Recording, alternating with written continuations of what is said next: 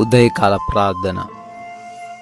ప్రేమామయుడా, కృపామయుడా, కరుణామయుడా, మమ్మల్ని అత్యంత మిక్కిలిగా ప్రేమిస్తున్న మా దేవా, మీకు స్తుతులు నాయన, స్తోత్రాలు అయ్యా. నిన్నటి రాత్రి అంతను కూడా మమ్మల్ని ప్రేమించి, మమ్మల్ని క్షమించి, మాకు మీ యొక్క అగ్ని కంచె దయచేసి, కంటి నిండా నిద్రను దయచేశారు నాయన, స్తోత్రాలు అయ్యా. మీ రెక్కల చాటున మాకు కలిగిన వాటిని మమ్మల్ని భద్రపరిచారు. వందనాలు తండ్రి. ఈ రోజును చూడాలని అనేక మంది ఆశపడి ఉన్నప్పటికీ అయా, మమ్మల్ని మీరు జ్ఞాపకం చేసుకొని మరొక ప్రశస్తమైన రోజును మాకు దయచేశారు. ఈ లోకపు యాత్రలో మరొక విలువైన దినమును మాకు అనుగ్రహించారు.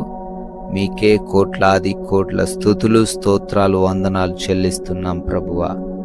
ఎస్ లార్డ్, నీ కోరిక చొప్పునను, నీ దృష్టి యొక్క ఇష్టము చొప్పునను ప్రవర్తింపుము. అయితే వీటన్నిటిని బట్టి దేవుడు నిన్ను తీర్పులోనికి తెచ్చునని జ్ఞాపకము ఉంచుకొనుము అని ప్రసంగి గ్రంథము 11వ అధ్యాయము 9వ వచనం ద్వారా ఈ ఉదయాన మాకు తెలియపరుస్తున్నారు తండ్రి. అవునయ్యా, ఈ లోకంలో ఉన్నప్పుడు, శక్తితో బలముతో ఉన్నప్పుడు, ధనం కలిగి ఉన్నప్పుడు మా ఇష్టానుసారంగా మేము జీవించవచ్చు, కానీ మీరు అడ్డు చెప్పరు. కానీ చివరికి తండ్రి మేము తీర్పులో ఉండాల్సి వస్తుందని అయ్యా, అప్పుడు తండ్రి మీకు సమాధానం చెప్పేవారిగా ఉండాలని అయ్యా మాకు తెలియజేస్తున్నారు. ఎవరము కూడా ఈ రోజున మాకున్న బలాన్ని బట్టి, జ్ఞానాన్ని బట్టి, ధనాన్ని బట్టి అతిశయింపకుండా, చెయ్యకూడని పనులు చేయకుండా, చెయ్యదగిన పనులు చేస్తూ తీర్పులోనికి రాకుండా యథార్థముగా జీవించే కృప దయచేయమని, ఎవరు కూడా ప్రభువా వ్యతిరేకముగా నడుచుకొనకుండా మీకు అనుకూలంగా జీవించే సహాయము దయచేయమని బ్రతిమాలుకుంటున్నాం ప్రభువా. ఉదయాన్నే లేవగానే ఎంతోమంది బిడ్డలు ఈ యొక్క ప్రార్థనతో వారి రోజును ప్రారంభిస్తూ ఉన్నారు. మీ దీవెనలు, సహాయము వారిపైన కుమ్మరించండి. వారి ఆలోచనలు స్థిరపరచండి. వారి ప్రణాళికలను సఫలపరచండి నాయన. ప్రభువా, ఈ రోజున మా మాటలు, మేము చేస్తున్న పనులు మీ నామానికి మహిమ తెచ్చేవిగా ఉండే కృప దయచేయండి తండ్రి. అయా, పాపులతో స్నేహం చేయకుండా, అయా అన్యాయస్తులతో మేము ఉండకుండా యథార్థంగా జీవిస్తూ మీ నామాన్ని ఘనపరచడానికి కృప దయచేయండి. అయా, ఆత్మీయ జీవితాన్ని వృద్ధిపరచండి.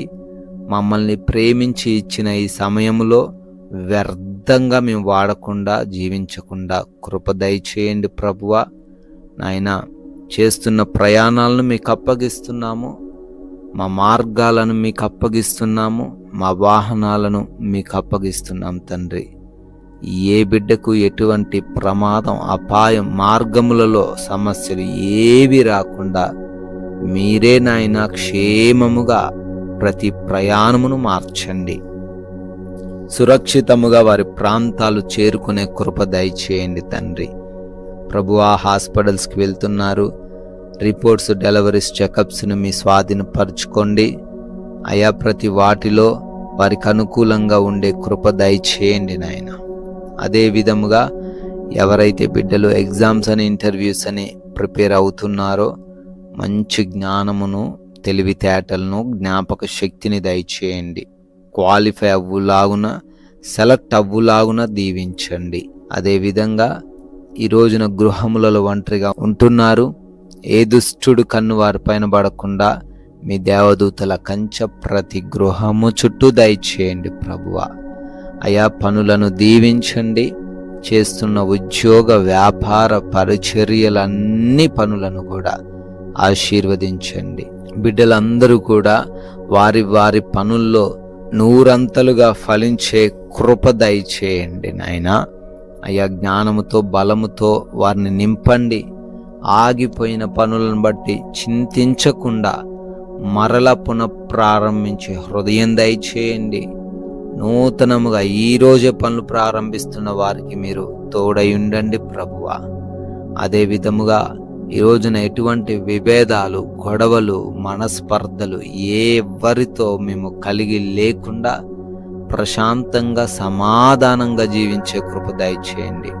క్షమించగలిగిన మనస్సు అనుగ్రహించండి అయ్యా. సహించగలిగిన మనస్సు దయచేయండి అయ్యా.